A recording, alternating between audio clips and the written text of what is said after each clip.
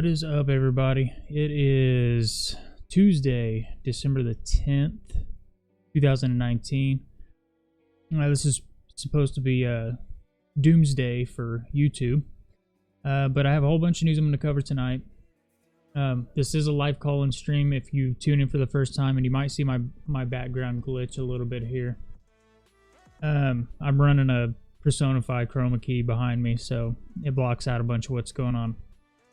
But anyways, if you want to call in, this is a live call-in show. The number scrolling across the bottom of the screen, it is 1408-638-0968, and then enter the meeting ID number. It's 534-233-4758. So I'm going to go ahead and get situated here, and then I will be right back.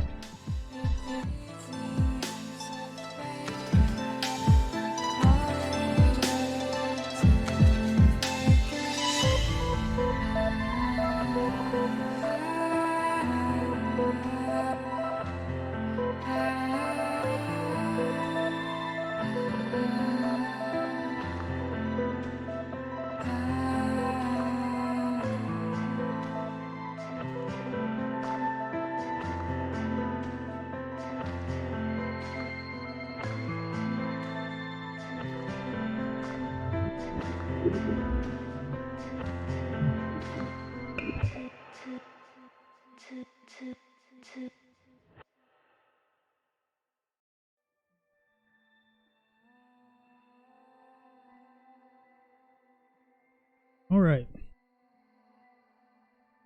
Like I said, I don't know how this is going to stream well. Probably going to glitch a little bit.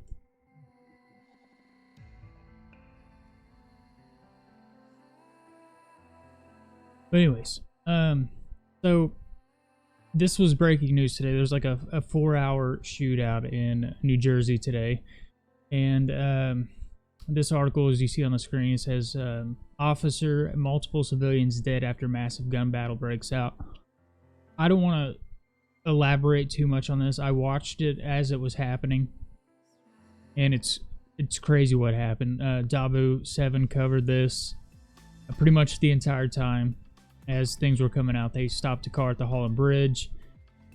Just crazy situation. I like to respect, you know, not only the victims that were involved, but also the police officer, the families of the victims. You know, my grandfather was a police officer, so regardless of, you know, my prior run-ins with him or whatever, I still have respect for them, and they're still human beings. So this article says a New Jersey police officer and multiple civilians have died after a gun battle was prompted by what is believed to have been a drug deal gone bad. So what had happened? They're going to this. They met at a cemetery in New Jersey, a man and a woman dressed in black, and we don't know the details of everything. The officer obviously was shot and killed. He's believed to be undercover.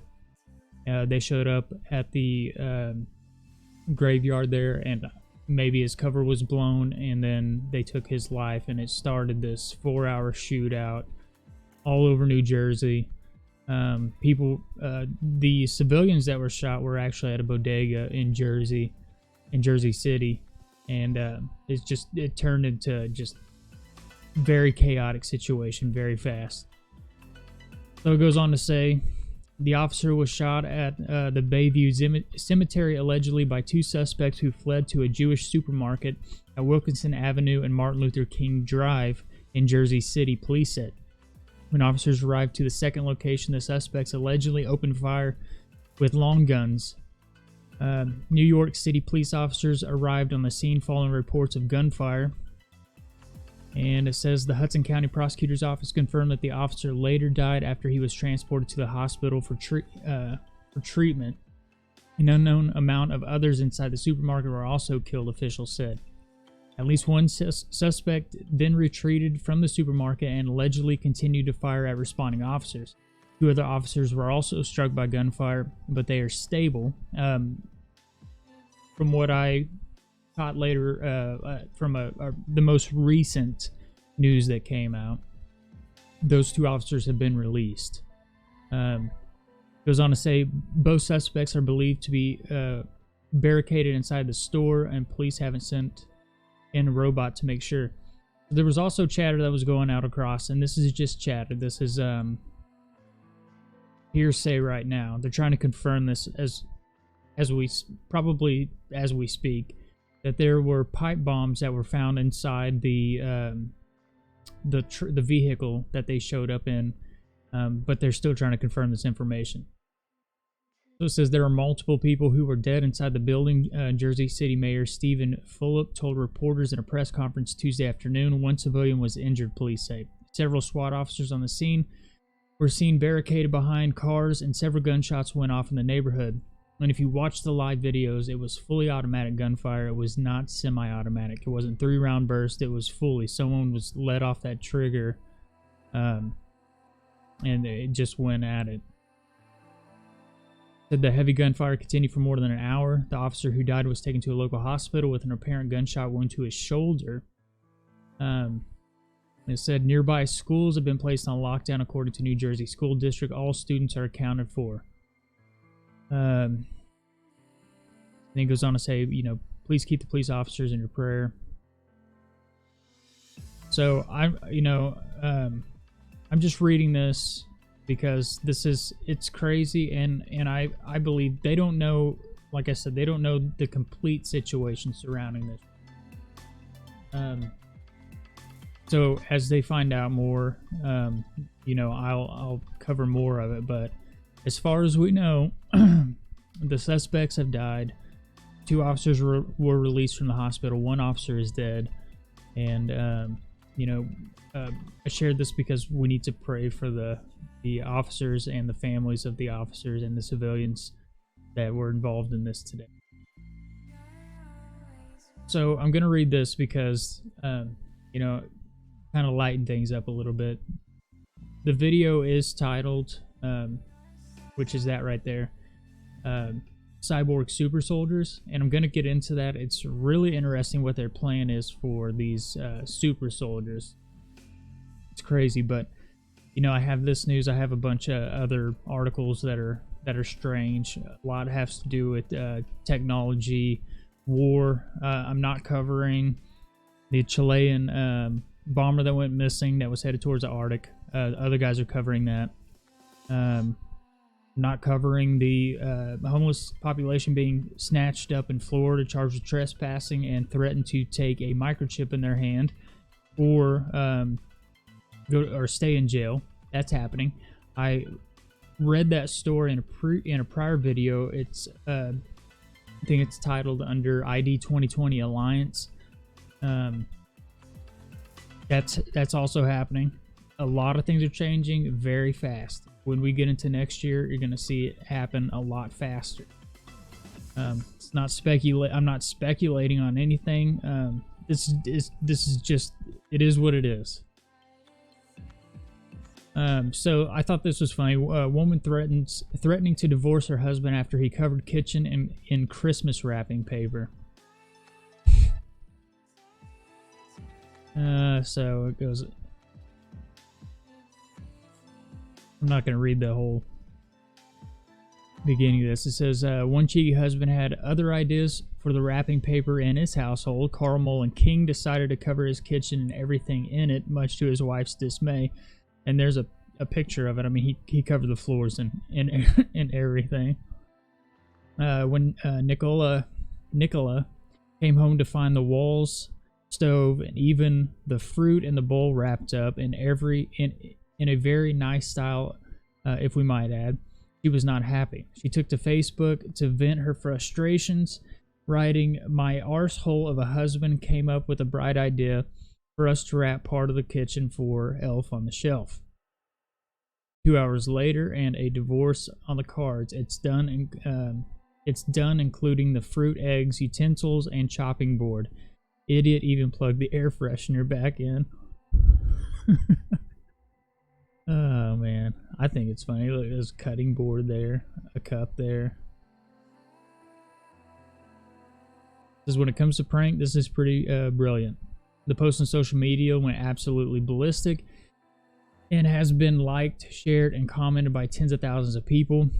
We've all seen this prank before, either at someone's car, someone's desk, or their room, which is usually the room's is college prank, and it's in aluminum foil, which has been left alone far too long, and cheeky friends or loved ones decided to cover it in cling film or aluminum foil, or in this case, wrapping paper.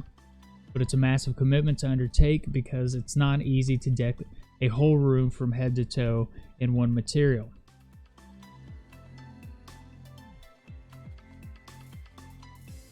So I just thought I would share that kind of.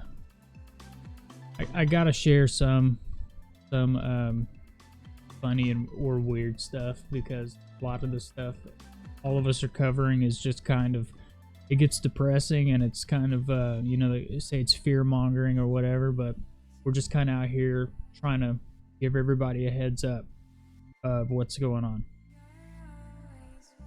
This article says Pentagon alarmed by growing Russian sympathy among U.S. troops. There's an alarmist headline out of U.S. state-funded media arm Voice of America. Pentagon concerned Russian cultivating sympathy among U.S. troops. The story begins as follows. Russian efforts to weaken the West through a relentless campaign of information warfare may be starting to pay off. Cracking a key bastion of the U.S. line of defense, the military, while most Americans still see Moscow as a key U.S. adversary, new polling suggests the view is changing, most notably among the households of military members. Because remember when Russia bombed Belgrade back in the Middle Ages, invaded and occupied Iraq, started an 18-year-long quagmire in Afghanistan, created anarchy in Libya, funded and armed Al-Qaeda in Syria, and expanded its bases right up to U.S. borders. Neither do we. Perhaps American soldiers are simply sick and tired of the U.S. military and intelligence machine's legacy of ashes across the globe, recognize the inconvenient fact that Russia most often has been on the complete opposite side of Washington's disastrous regime change wars. Goes on to say nothing to see here. So the second annual Reagan National Defense Survey, completed late October, found nearly half of armed services households questioned. 46% said they viewed Russia as an ally.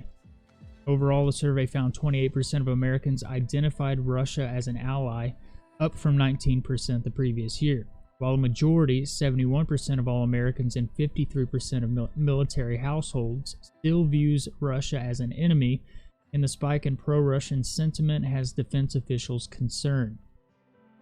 Perhaps U.S. military households are also smart enough to know the Cold War is long over, and only bad things can come from a direct confrontation with Russia. Not to mention that the involvement in proxy war in Ukraine has nothing to do with the America's national defense or to protect and defend the Constitution. To be expected, the VOA's presentation of a new poll which finds more service members are sympathetic to Russia is heavy on the supposed Trump-Russia nexus narrative and emphasizes an uptick in Kremlin propaganda, while failing to acknowledge a failed legacy of endless wars and destabilizing U.S. influence across the globe. The poll itself claimed the changing numbers were predominantly driven by Republicans who have responded to positive cues from U.S. President Donald Trump about Russia. There's an effort on the part of Russia to flood the media with disinformation to sow doubt and confusion, and DoD spokesperson Lieutenant Colonel Carla Gleason was cited in the VOA report as saying, yes, a few Kremlin-sponsored Facebook posts and Trump's expressed desire for better relations with Putin, and suddenly the military, too, is pro-Putin. Apparently. Perhaps the doubt and confusion comes via trillion-dollar endless wars of regime change and pointless occupations which cost American lives. In other words, it is not a Russia problem at all, but it lies too close to home for Washington pundits and pollsters to admit. Finally, we should ask, would U.S. military members see in today's foreign policy and adventurism anything remotely resembling John Quincy Adams' famous 1821 admonition? Excuse me. this whole thing here. It says, but she goes not abroad in search of monsters to destroy. She is the well-wisher to the freedom and independence of all. She is the champion and the vindicator only of her own. She will commend the general cause by countenance of her voice and the benignant sympathy of her example. She well knows that by once enlisting under other banners than her own, were there even the banners of foreign independence, she would involve herself beyond the power of extraction in all wars of interest and intrigue, of individual avarice, envy, and ambition, which assume the colors and usurp the standard of freedom. The fundamental maxims of her policy would insensibly change from liberty to force. She might become the dictatress of the world. She would be no longer the ruler of her own spirit. I have more stuff on them coming up, like this. So, U.S. General, space is where Russia and China are most dangerous. So, I read an article a couple days ago, and it talked about Russia is afraid that the U.S., NATO, and China are militarizing space. So now this article comes out, in U.S. General, space is where Russia and China are most dangerous. The reason I read a lot of this stuff that contradicts itself is because I'm also pointing out that the flaws that are in the media. So I'll read one article and it'll say something totally opposite of another article, but I read two opposites so that you guys can make up your mind on your own. Is why I read it this way. It's how I make up my mind about a lot of things. I don't. There's an old saying, and I forget who says it. It's a sign of a wise man to entertain a thought without accepting it. So if you can take information, you can dissect it in your own mind and make your own decisions. That's what we need to get back to. We've come to the point that the media is God, and whatever the media says, everyone just hangs on its coattails and just rides it out. Like, if they say it's the gospel, but what it's shown me is that we're so easily manipulated by anything that you can write down. People don't have the wherewithal to go out and research it for themselves, and now we're stuck in this cycle of repetitive bullshit, and it's just getting worse and worse.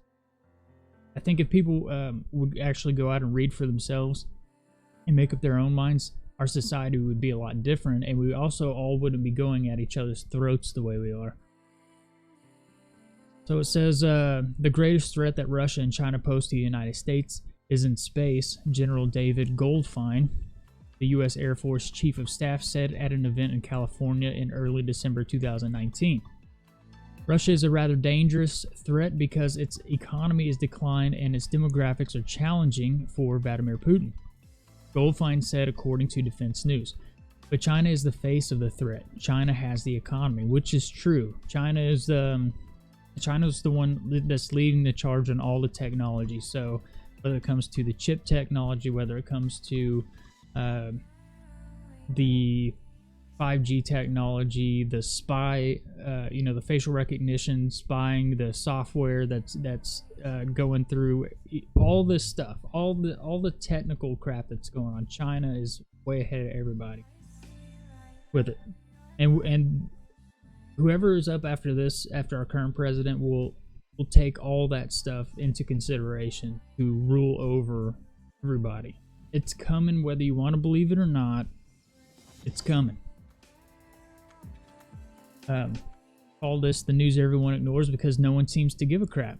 Just seems it's either we don't give a crap or we're just too distracted with everything that's going on in our lives. So now we sit back and we watch all this technocratic dystopia taking over everywhere. Some places you can't even get into a convenience store unless they're scanning your face first before entry. We're getting this far into this.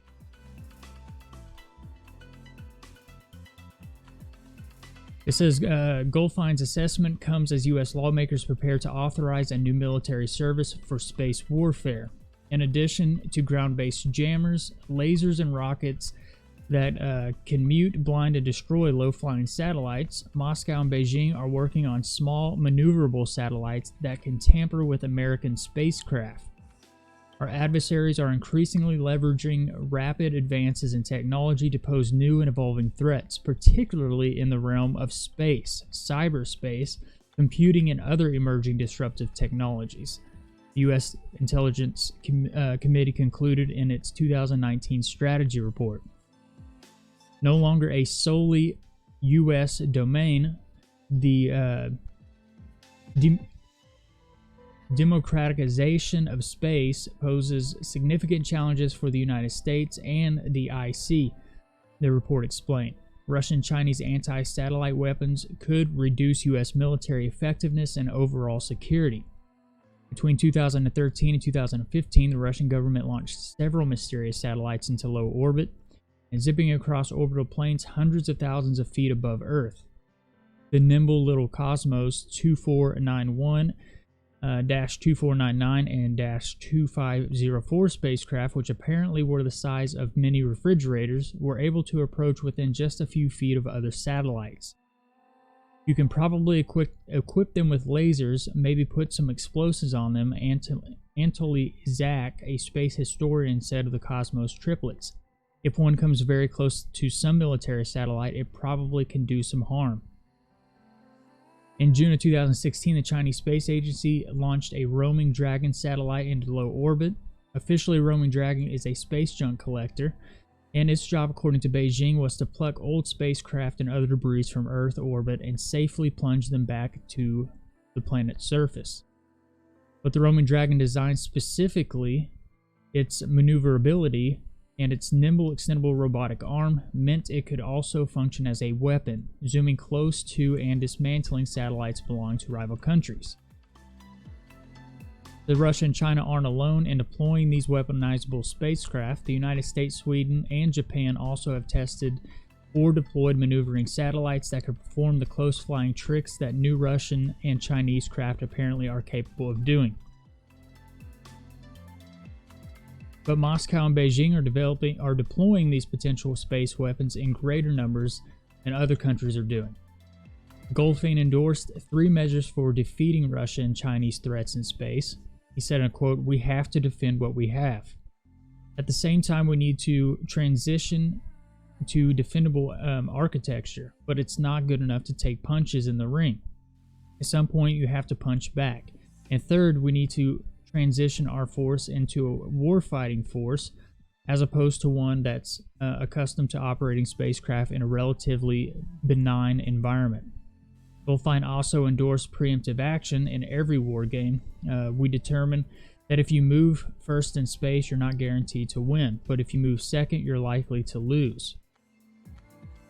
In a move that officials hope will begin the reorient U.S. Space Force to a more hostile orbital environment, Congress is set to approve the establishment of a new space service starting with the 2020 defense budget. The so-called Space Force would be the separate service inside the Air Force, much like the U.S. Marine Corps falls under the Department of the Navy. The Air Force current space personnel, numbering around 38,000, eventually would migrate to the new service, while the Navy and Army would keep their own space operators. The president's re-election campaign wrongly asserted would help the United States return to Mars. In fact, the Space Force would have nothing to do with space exploration, which is NASA's purview. But they're just going to use SpaceX to do all that. This article has to do with the U.S. Army. It says the U.S. Army is preparing biggest European deployment in years.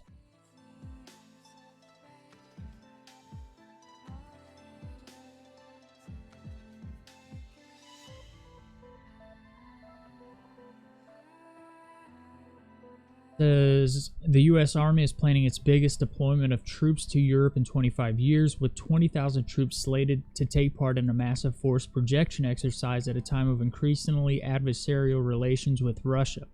See, this is what I'm saying. I read all these articles because we have some saying military families sympathize with them. We have military personnel saying that Russia and China is most dangerous in space.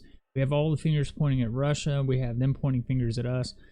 It starts with the talking, and then it starts with the walking. Eventually, somebody's going to do something when they get pissed off, and someone's going to fire the first shot.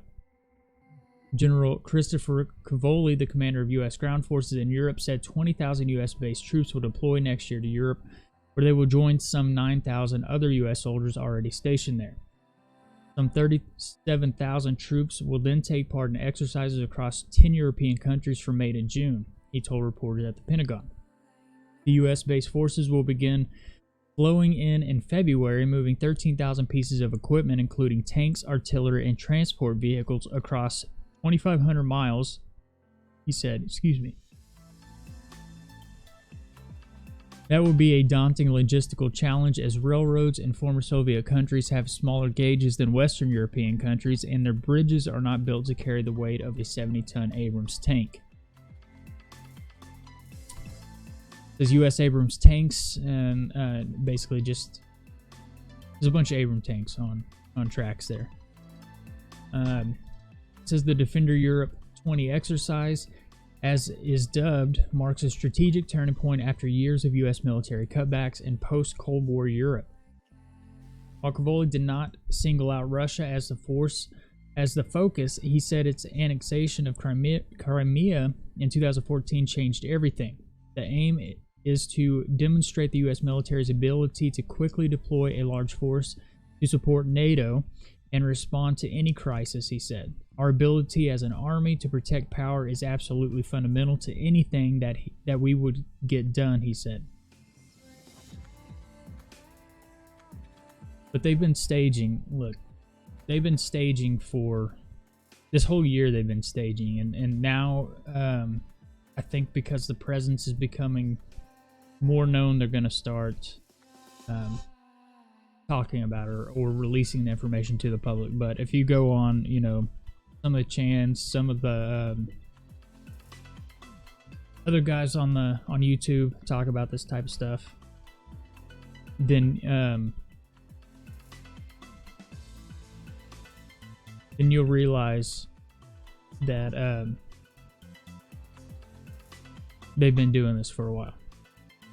So this article says Russia banned from World Cup and Olympics by Wada.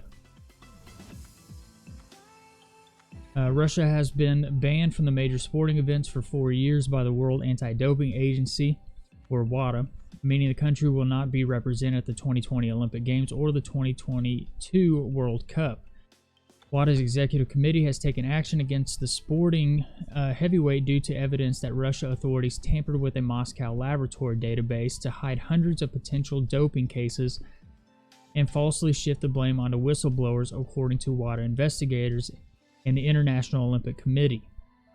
In announcing the decision after the Russia Anti-Doping Agency, RUSADA, failed to meet Wada's reinstatement conditions, Wada President Craig Reedy claimed that the country had been afforded every opportunity to get its house in order and rejoin the global anti-doping community, but it chose instead to continue in the stance of deception and denial. Last month, the Wada Compliance Review Committee recommended that the country should be handed a bar over hosting and competing in major international events after inconsistencies were found in RUSADA's data, which displayed evidence of tampering to cover up a mass drug scandal. At a meeting in Lausanne on Monday, the Wada Executive Committee unanimously agreed to impose a 4-year ban on Russian representation at majority sporting events, which will also include the 2021 World Athletics Championships in Eugene, Oregon, having concluded that data was deliberately tampered with by planting fake evidence and deleting files linked to positive doping tests, which could have helped to identify drug cheats. Wada President Sir Craig Reedy said the ex-CEO's strong decisions today shows Wada's determination to act resolutely in the face of Russian doping crisis. Thanks to the agency's robust investigatory capability, the vision of the CRC, and Wada's recently acquired ability to recommend meaningful sanctions via the compliance standards which entered into effect in April 2018. Combined with these strengths have enabled the EXO to make the right decisions at the right time. For too long, Russian doping has detracted from a clean sport. The blatant breach of Russian authorities of USADA's reinstatement conditions approved by the EXOs in September 2018 demanded a robust response. That is exactly what has been delivered today. The Russian athletes who can prove they are untainted by the doping scandal will be able to compete at the 2020 Olympics and Paralympics in Tokyo under a neutral flag without the national anthem. However, the national football team will not be allowed to compete at the Qatar 2022 World Cup in any form unless they successfully appeal the ruling. Though it has already been confirmed that they will be allowed to compete at next summer's European Championship as well as a host games in St. Petersburg, as UEFA is not defined as, quote, a major event organization in regards to anti-doping breaches. FIFA said it has taken note of the decisions and is in contact with Wada and ASOIF, Association of Summer Olympic International Federations, to clarify the extent of the decision in regards to football.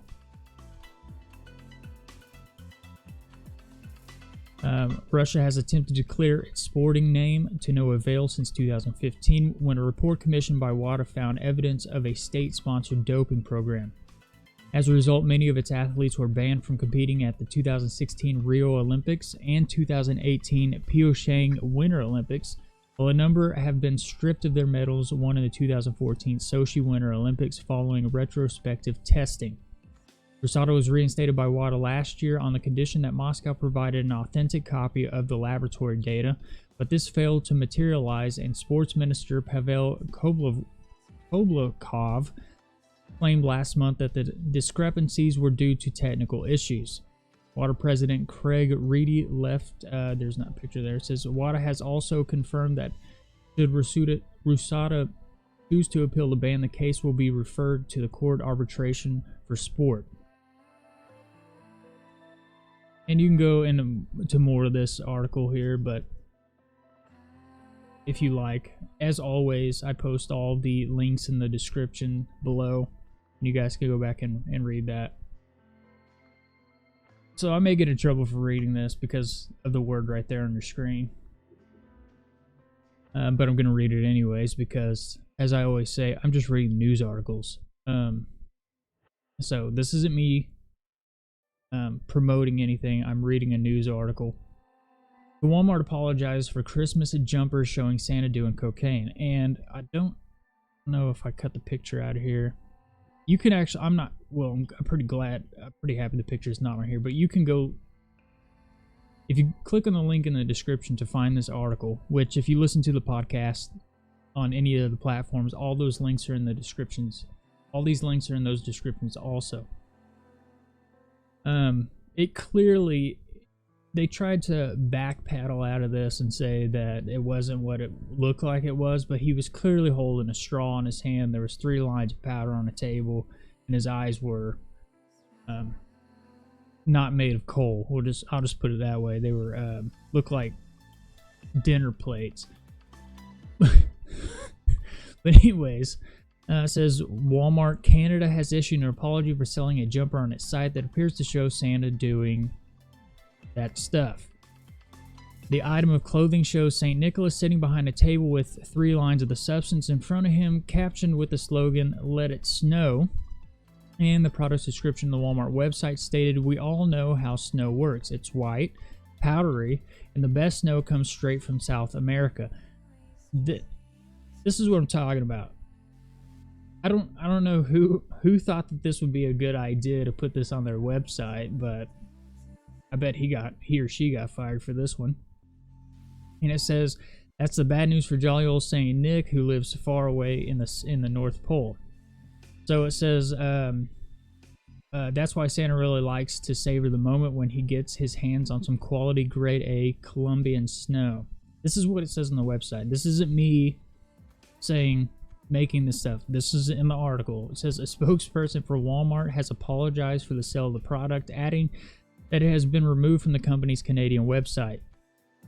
These sweaters, sold by a third-party seller at Walmart.ca, Canada, do not represent Walmart's values and have no place on our website, the spokesperson told Global News. Well, whoever was supposed to check this completely dropped the ball. We have removed these products from our marketplace, and we apologize for any unintended offenses this may have caused. The jumper was produced by clothing retailer Funwear, and other items created by Funwear that are still available to purchase on Walmart's Canadian site include a jumper depicting a mugshot of Santa Claus, a sweatshirt featuring an illustration of Santa engaged in a fight with a bear, and a Hanukkah sweatshirt designed with a menorah and captioned with the slogan "Lit." Other items of clothing include a sweatshirt that showed Father Christmas standing in front of a fireplace without his trousers on, having been removed from the Walmart Canada website. I think these people should probably find another avenue to push their merchandise. A range of Christmas cards featuring Virgin Mary, Joseph, and baby Jesus recently sparked anger among members of the Christian community who described them as deeply offensive, and one of the cards include the caption, "Mary just needs to admit she slept with someone else." It highlights a fundamental hypocrisy that Christianity is seen as fair game to mock, disparage, and insult, said James Mildred, Communication Manager of Christian Action Research and Education.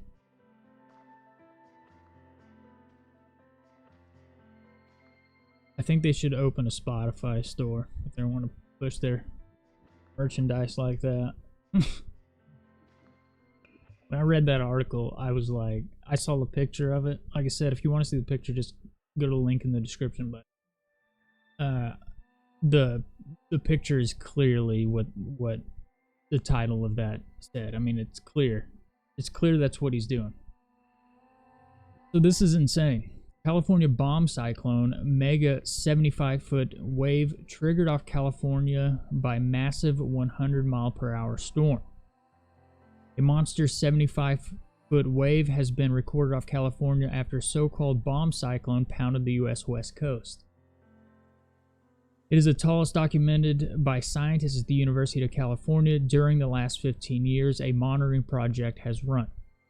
Over that time, the average tallest wave height has not been more than 10 feet in winter, but during the recent weather phenomenon, where hurricane-strength winds saw gusts of more than 100 miles an hour, the average height of the tallest waves was 45 feet, with the largest measuring 75 feet. This was yesterday, I believe. They were recorded about 20 miles off the coast of Cape Mendocino in Northern California. It says a bomb cyclone is effectively a rapidly intensifying storm caused by a sharp drop of air pressure, which in turn generates strong winds. The recent storm brought with it rain and snow and set low-pressure records in Northern California and parts of Oregon, according to forecasters. James Barons of San Diego's Coastal Data Information Program said the height of the waves recorded was definitely unusual for the time of year, and these kinds of really large waves are usually only detected way out in the middle of the ocean when winds are being generated, he told CNN. The project's monitoring buoys had only measured taller waves at one other station located in the remote North Pacific Ocean, where extreme waves are expected to form on occasion, he said. Roy Nicolini, head of the Weather Service and National Oceanic and Atmospheric Administration, or NOAA, said the bomb cyclone had caused a so-called dynamic fetch when strong winds moved in the same direction and speed as the waves it is generating. Fortunately, the unseasonably large waves came ashore during low tide, which reduced their impact. Mr.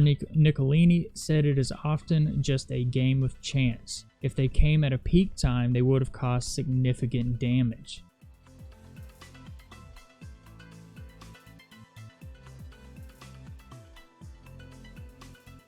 So, as you know, I cover a lot of tech news on here. I try to keep people up to date with what's going on as far as malware, crypto hacks, cryptocurrency, the facial recognition, the hacks in the cell phones, Androids, iPhones, all that stuff. As we create more technology, hackers will always find a back door into those things and leave us all vulnerable, or leave all our information vulnerable for them to steal all types of information. So in this article, it says Google deletes malware apps from Play Store and uninstall these from your Android phone. It said in the past few months, news about Android vulnerability and availability of malicious apps in the marketplace were everywhere. Millions of Android users are still receiving alerts to secure their smartphone from vulnerabilities, and it should be mentioned that the tech giant Google also has taken bold steps to ensure the security of the users from malware.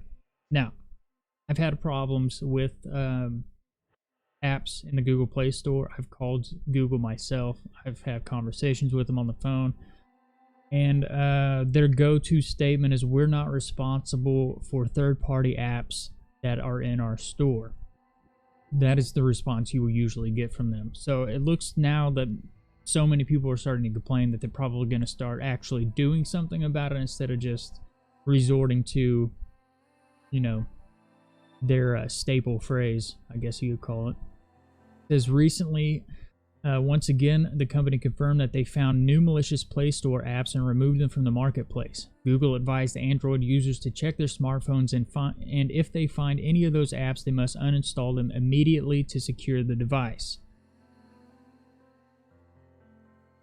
So, recently found malware apps. As per Forbes, Google detected 7 malware-infested apps which are designed to open backdoors onto an infected device. These malicious apps are also capable of pulling other malware from elsewhere, and after downloading these apps from the Play Store, they hide away from the user to make sure that no one can detect their malicious work. These malware-laces apps were discovered by a threat research team at Wada soon after Google announced an, quote, app defense alliance to ensure the security of the Play Store. The researchers found that these apps are dropper apps, as they are downloaded malware, quote, payload apps, and install them in targeted devices, which then include both the dropper app and the payload app. Both the apps need to be found and deleted, as the dropper apps bypass breaches the store security and invite threats from outside the ecosystem. So after the researchers found 7 malicious apps, they informed Google, which removed 3 apps in October, and recently Google informed Forbes that they have also removed the remaining 4 apps. However, it should be mentioned here, since these apps are no longer available in the Play Store, Android users will not find these in the store, but those who have already downloaded these apps must delete them as soon as possible. Okay, so here are the malware apps. I'm not going to read that last paragraph there, but apps from iSoft LLC, Lizote, Midas, and a Pump app. Alright, these are the ones. Alarm clock, calculator, free magnifying glass, magnifying glass with flashlight, super bright flashlight, magnifying glass, and super bright LED flashlight. And this, it came out a year, maybe 2 years ago, I think it came out. Where they found discrepancies with the same type of malware anytime you download a flashlight. Now, I don't even know why you would want to download any of these flashlights, since now all the Android phones pretty much come with that capability. So from this being the second article that I've read about this in the past couple of years, I would refrain from downloading any flashlight app. Any app that comes out of Russia, any flashlight app, anything of that nature, don't download it to your phone. It's probably vulnerable to backdoor malware and will probably infect your phone, and you will probably start having overheating issues, battery will start dying, and then the majority of your information will probably get leached off of there. Keystrokes, all that stuff logged on your phone through malware. So they're getting every time you put in a passcode, anytime you log into a banking app, any of that information is getting logged, and they can see it as they're monitoring their malware. So, or it reports back to them, however the crap works. I'm not necessarily, I have an A+ certification in computers, not a C+. So, which is a hardware, not a software. Here's pictures of them here. And I'll put those on the screen for you guys to see for a second. I would just refrain from downloading any of these. Don't. Why the hell do you need a magnifying glass? I bet it doesn't even work. Here they are again. And then here's another list here. I mean, so if you feel like you've downloaded any of these malicious malware applications from the Google Play Store, I would recommend going to the link in the description on this video, finding this list, and then if you think you downloaded it, delete it immediately, and then restart your phone. I mean, this just goes on and on and on and on. So these are all malware apps. If you guys think that you've downloaded one, check in the link in the description, and then, like I said, delete it immediately. So whenever Bluetooth came out a long time ago, I thought it was pretty rad, but it just never had really updated since then. I like the Bluetooth technology as far as wearing wireless headphones.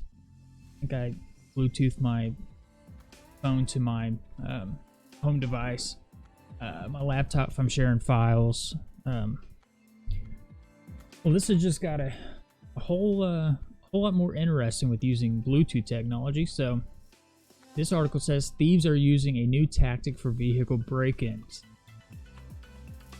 So it tells a little bit of the story. It says, my friend Joe had his MacBook and iPad stolen from the back of his locked car over Thanksgiving. So far, so normal, right?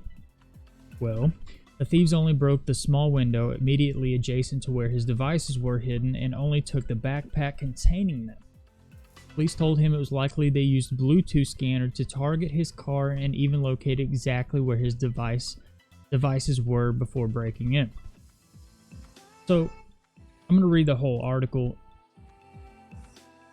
To make a long story short here, when you leave your house, turn your Wi-Fi off on your phone because it's pinging off all the Wi-Fi routers in the neighborhood on your way out of your neighborhood.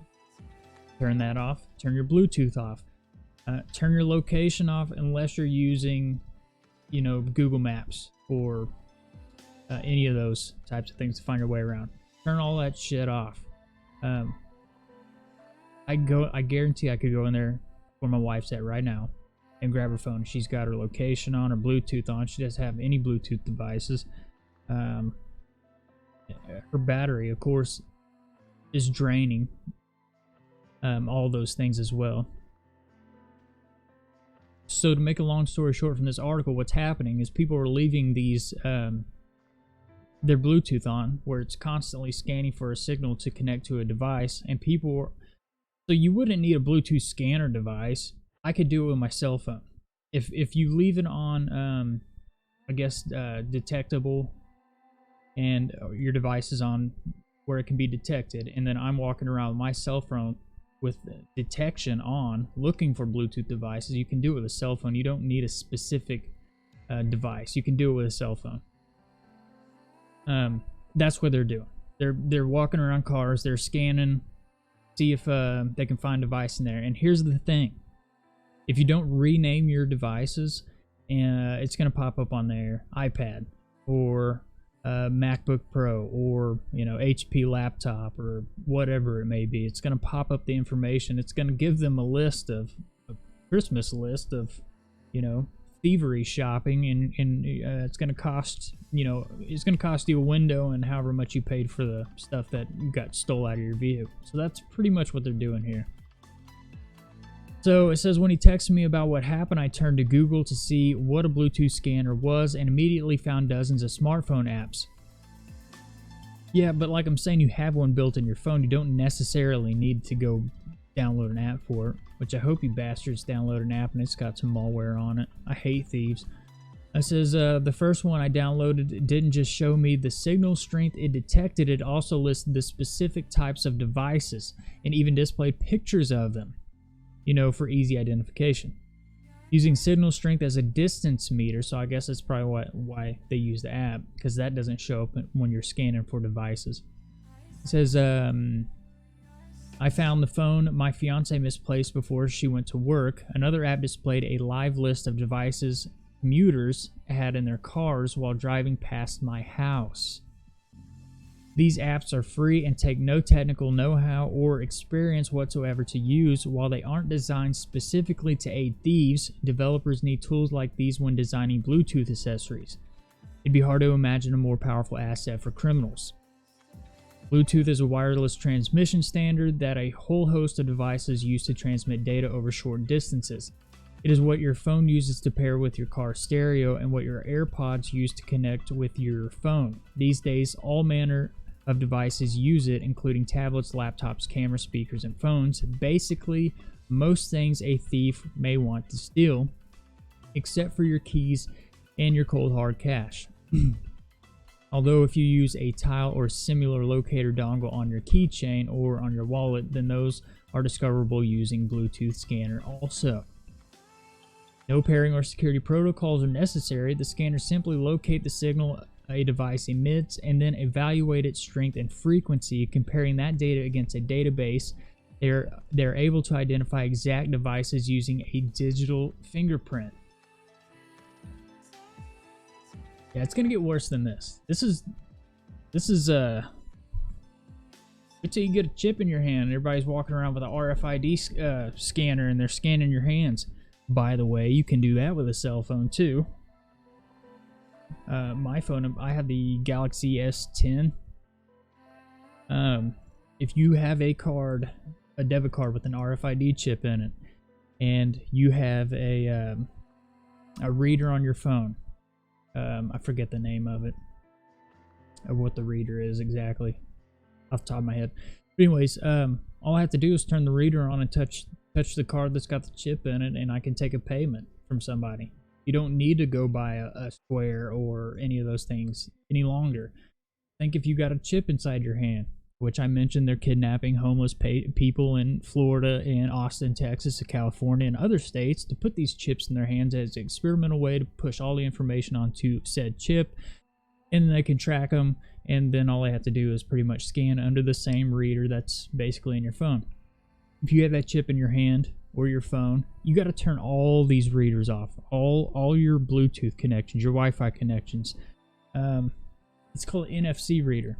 That's right. Any of those things. And you touch it to your hand, who's to say that that information in your hand is not hackable, that they can't get your banking information, that they can't get your food stamp information, that they can't get your Medicare information, your ID information, any of those things. Who's to say that they can't do that with an NFC chip reader? And they come built in every single phone, or newer phones now. I know the iPhone has it. I know the new Samsung Galaxies have it. But this is where we're getting to. So just as your phone can be hacked, your credit cards can be hacked, they start putting chips in folks' hands. I'm pretty sure that information can be accrued through nefarious operations as well, or activities, or whatever you want to call it. So it says no pairing or security protocols are necessary. The scanner simply locate the signal a device emits. Okay, and the digital fingerprint, I just read that. It says this isn't just some crazy theory Joe and I have. California, where he was visiting when his car was broken into, is currently experiencing an epidemic of vehicle break-ins, and police there report that thieves are using the technology. You're in California, turn all your shit off completely. If you got to, just power it down completely. Better yet, don't leave it in your car. There are some people, auto burglars, who actually detect that signal and target your car for that. A San Jose Police Department representative told CBS.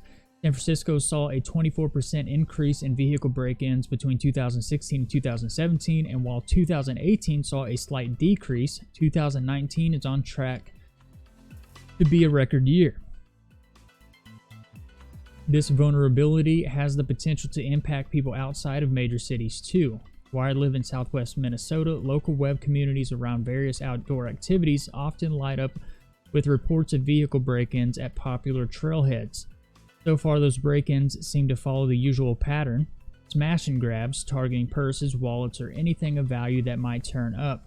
They're random acts with relatively low payoffs, but an ability to see exactly what your vehicle may be hiding. And calculating that value ahead of time could encourage thieves to work harder to get into more inaccessible areas of your vehicle when they know the reward for committing the crime. And because seeing that you're hiding only requires a smartphone app, those thieves have the ability to do their sleuthing undetected. Those thieves have the, it says one more person staring at their phone in a parking lot area isn't going to stand out. What can you do to keep your stuff safe? Putting a device in airplane mode, yes. Or, like I said, entirely powering it off will both work, according to a report in Popular Mechanics. Some devices may still emit trace Bluetooth signals while sleeping, so closing the lid of your laptop isn't enough. For additional protection, you can place those devices in a Faraday fabric sleeve or wrap them in a blanket made of the same material. Of course, the safest method remains the same as it always has. Treat this as yet another reminder that you shouldn't leave your valuables in your car.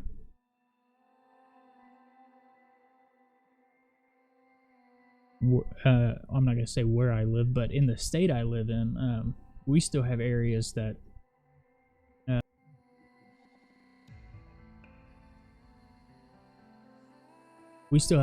where you leave your door unlocked. You can pretty much get away with any of that stuff still.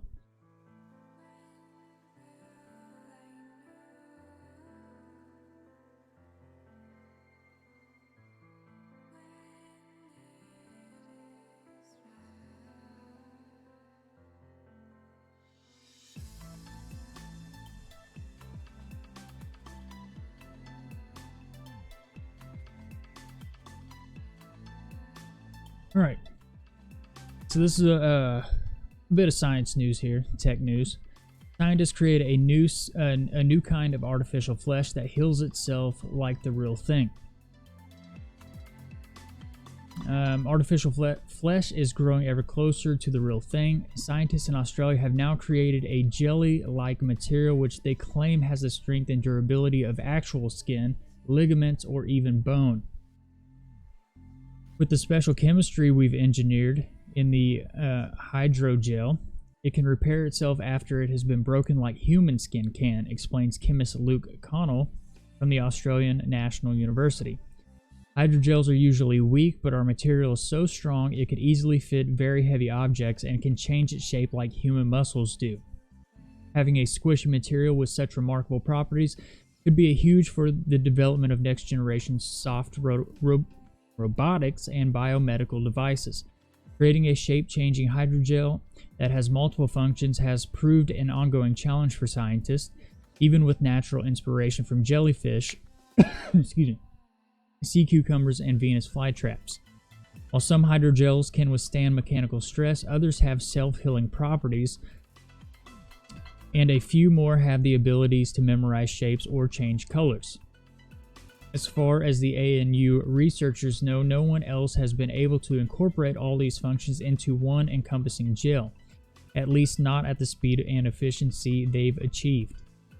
Putting the material through multiple tests, the authors claim to have created the first dynamic hydrogel that is strong, tough, fatigue-resistant, self-healing, and able to change shapes and, quote, remember them afterwards. The advantages of using such multifunctional hydrogel is further demonstrated through the ability to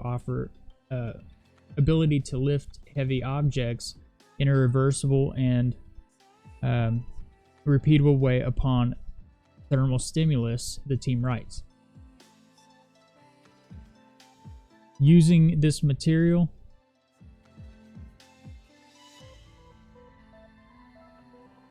hang on.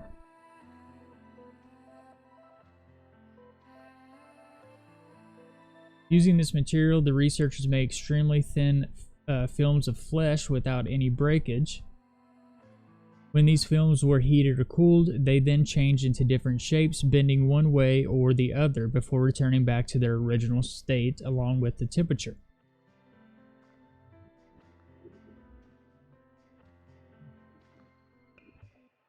Unlike many other hydrogels, which can sometimes take 10 minutes or more to change shape, the authors say their gel takes only 10 seconds to bend.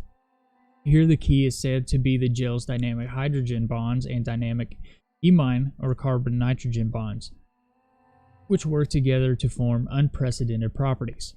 Dynamic bonds have a high response to stimuli, which makes them perfect for environmental adaptation and self-repair. The imine bonds, or imine bonds in particular, have fast reaction to kinetics that can enable rapid self-healing. What's more, the authors say the materials can be easily prepared using simple chemistry, and if other polymers were added to the molecular mix, perhaps even more functions can be achieved. If temperature is somehow used as a control, the authors think this gel could one day be moved like an artificial muscle. In a lot of science fiction movies, we see the most challenging jobs being done by artificial humanoid robots. Our research has made a significant step towards making this possible, says material engineer Zhang Zhang. We anticipate that researchers working on the next generation of soft robots will be interested and excited about our new way of making hydrogels. In the meantime, the team is hoping to turn their hydrogel into a 3D printable ink. I'm reading this because I'm coming up on something that is right here. So, this is going to incorporate so many things, and I'm going to go into the details of this. So this is what the entire video is titled after. The Pentagon's terrifying plans for cyborg supersoldiers. So, they want to change your eyes to where you can see ultraviolet. You can see, well, soldiers who volunteer for this. You can see ultraviolet. You can see infrared. They pretty much want to put, I guess it's like sort of fiber optic tubing in the flesh or muscle to make it stronger. When I read this, it's going to blow your mind. This is projected to be in 2050. Who's to say they don't do it now? I always say if they're saying they're going to do something in the future, they're probably already doing it or have experiments doing this. So I would look for this to come out sooner than later. So it says here's the Pentagon's terrifying plan for cyborg supersoldiers. Cybernetic enhancements that fuse humans and machines are coming, and the U.S. military wants to be prepared. Trust me, this gets nuts. A new report from the U.S. Army Combat Capabilities Development Command Chemical Biological Center, a scientific research division of the Army with a focus on biological and chemical weapons, detailed what the field of cybernetics might look like in 2050. The report, titled Cyborg Soldiers 205, Human/Machine Fusion and the Implications for the Future of the DoD, read like the framework for a dystopian novel set in a near future where injured soldiers are cybernetically enhanced but come home to an America terrified of cyborgs. They could ride around on one of those Elon Musk trucks. Says the primary objective of this effort was to determine the potential of machines that are physically integrated within the human body to augment and enhance the performance of human beings over the next 30 years, the researchers said. The study identified poor public perception as being a barrier to the mass adoption of cybernetics. Terminator 2 Judgment Day poisoned us all against killer robots, much to the military's charge. Across popular social and open source media, literature, and film, the use of machines to enhance the physical condition of the human species has received a distorted and dystopian narrative in the name of entertainment, the study said. Defense leadership should understand the negative public and social perceptions will need to be overcome if these technologies are to be fielded. Cyber enhancement is cutting-edge technology, and it is hard to predict where it will go after the next 3 decades.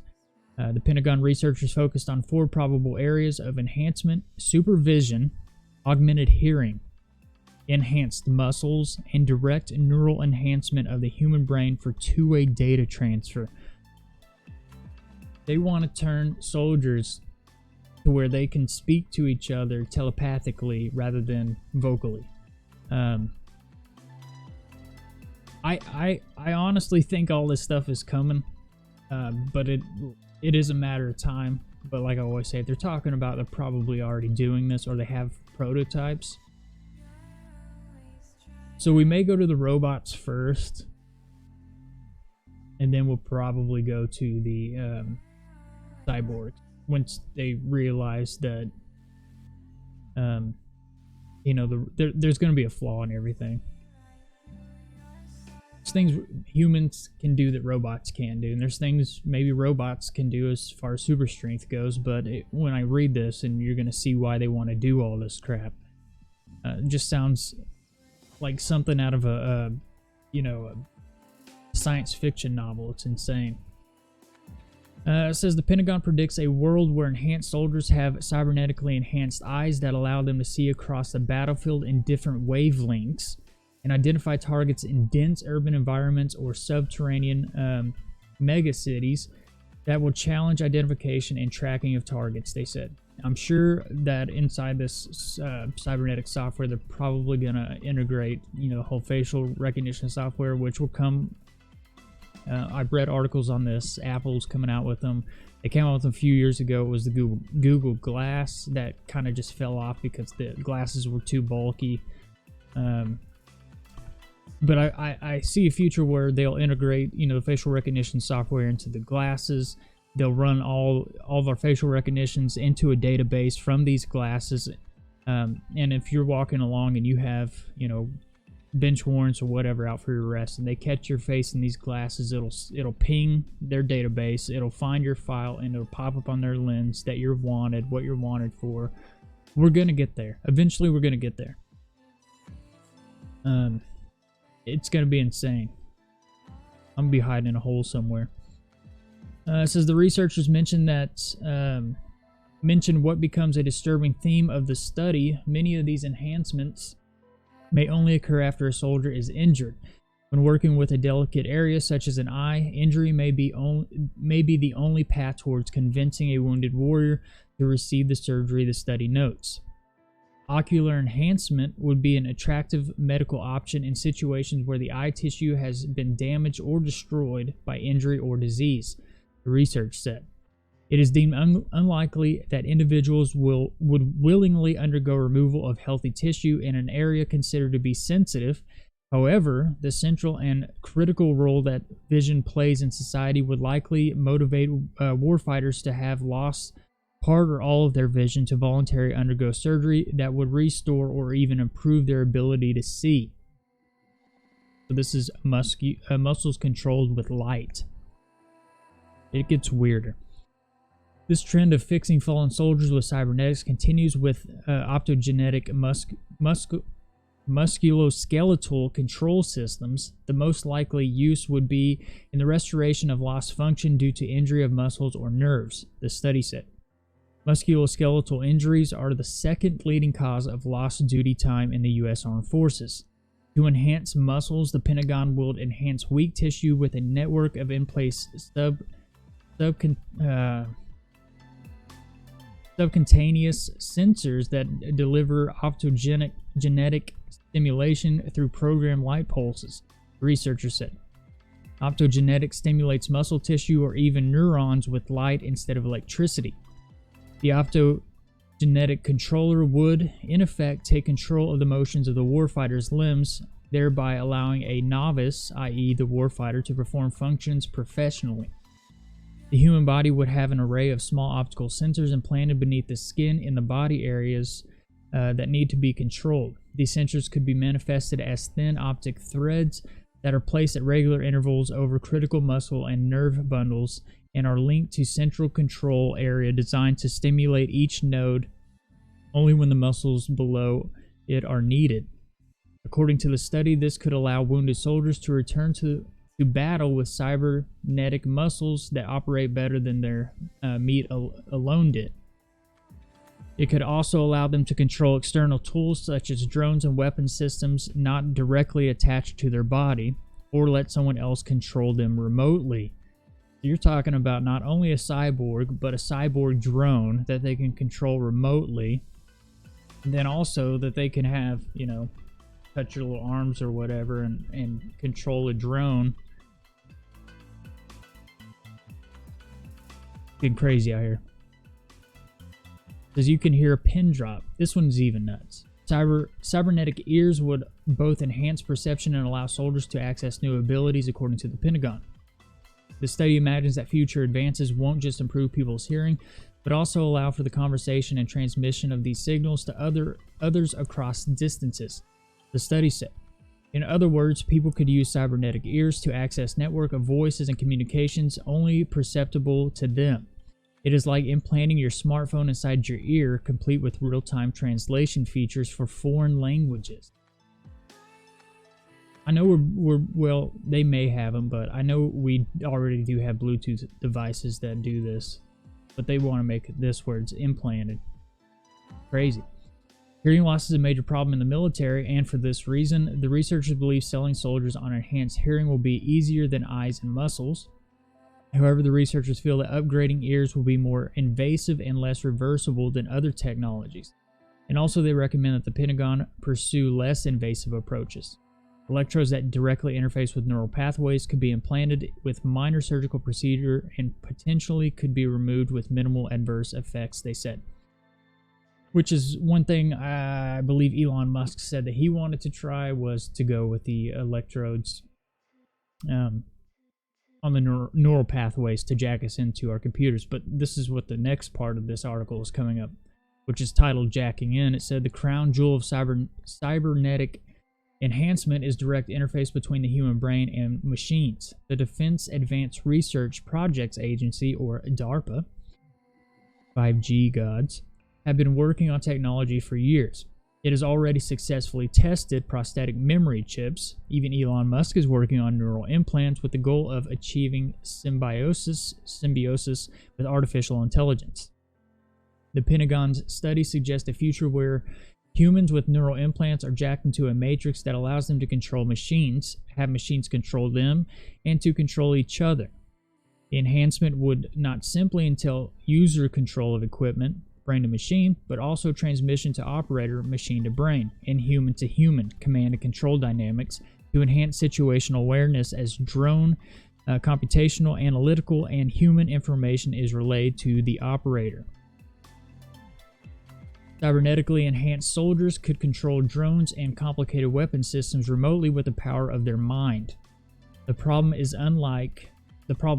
unlike some of the other technologies discussed, there probably won't be a non-invasive way to achieve symbiosis between soldier and machine.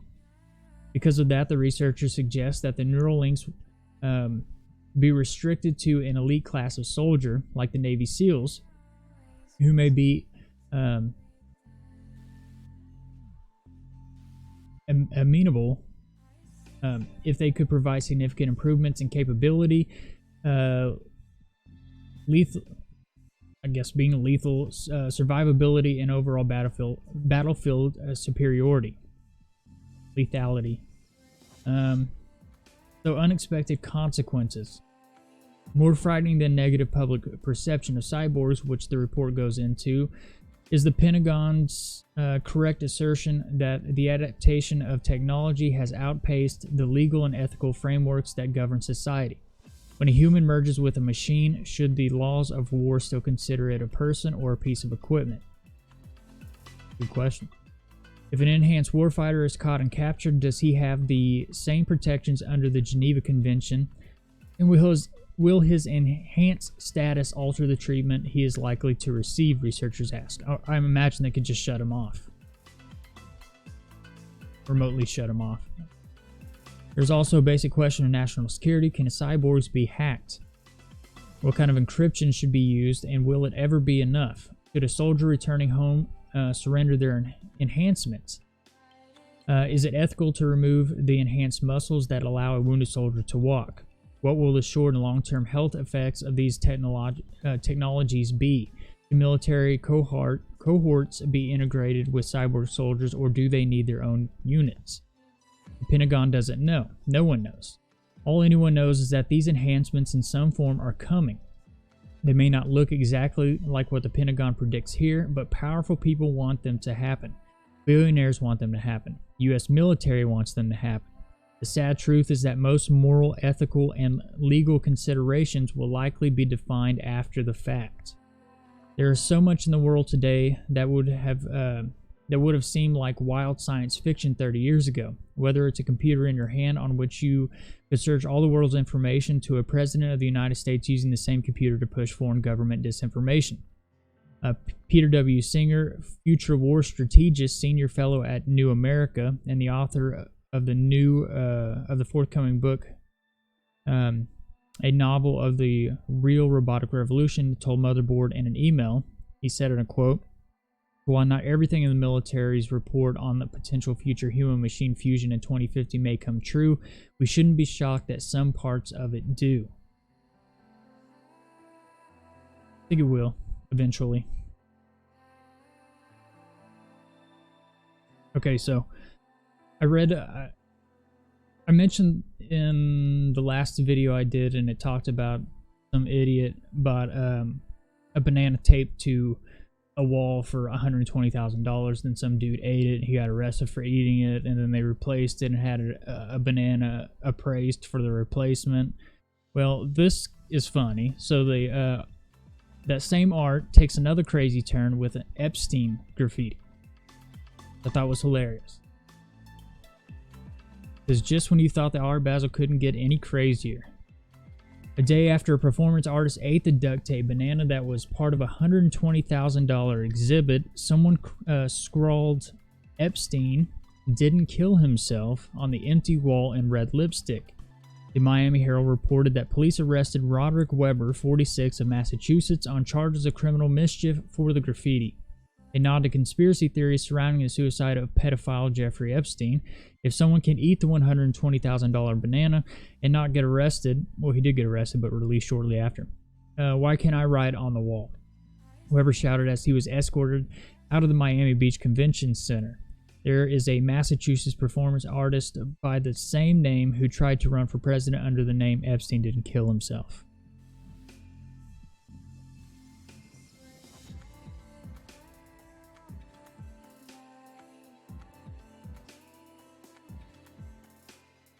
If that dude hung himself with toilet paper, then I'm Santa Claus. You know what I'm saying? I mean, we don't have the footage, so I don't think he did. He's probably free living up on an island somewhere.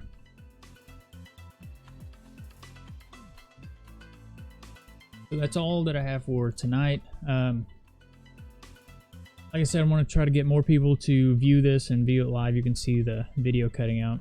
I'm going to change all this again. But like I said, this is a live call-in show, and you're always more than welcome to call in. If you're viewing this after the fact, oops. If you're viewing this after the fact, like I said, it is live call-in, and you can always call the number that's scrolling across the bottom of the screen. That's 1-408-638-0968, and then you just enter the meeting ID. It's 534-233-4758, and you'll hit the pound sign twice, and then I also monitor those phone calls. But you're more than welcome to. I go live. I try to go live Sunday through Friday at 7 p.m. I take Saturdays off because I observe the traditional Sabbath. Also, all the links, like I said earlier in the video, all the links are in the description below. If you go to the About section, you'll find links to where the podcast for this is available on every platform. And you can listen to it if you don't want to watch the video. If you do tune into the video later on and you like it, then go ahead and hit the thumbs up and subscribe to the channel. If this is your first time, then what I do is I cover news everyone ignores. That's what the little emblem up there in the corner is. The news everyone ignores. I go over stuff that we're kind of creeping into this technocratic dystopia, more control, facial recognition software, basically tech giants taking over everything, and I just cover this stuff to kind of make everybody aware. So as I read at the beginning of this article, or at the beginning of my stream tonight, you know, about the officer that was killed, the other two that were wounded in the shooting that happened in New Jersey today. Continue to pray for the family of the New Jersey police officer that was killed in the incident. Pray for the other officers. They're all friends with each other up there, you know. Pray for them. They're like family. You know, pray for the family of the other officers. Pray for the families of the civilians that were also killed. I hate to say this, but I think as we get further along, we're gonna probably see more of this happen. And I don't know, like I said, I don't know everything that happened with this situation, but if more comes out, then I post it on my socials or whatever. But if you want to follow me on Facebook, Twitter, Instagram, Discord, DLive, Twitch, all those things, all those links are in the About section of my YouTube channel. So I'm going to go ahead and get off here. If you listen to the podcast, I appreciate it. Thank you for that. If you like the video, like and subscribe to the channel. And until next time, you guys take care of each other, pray for one another, and love one another. Shalom and Yah bless.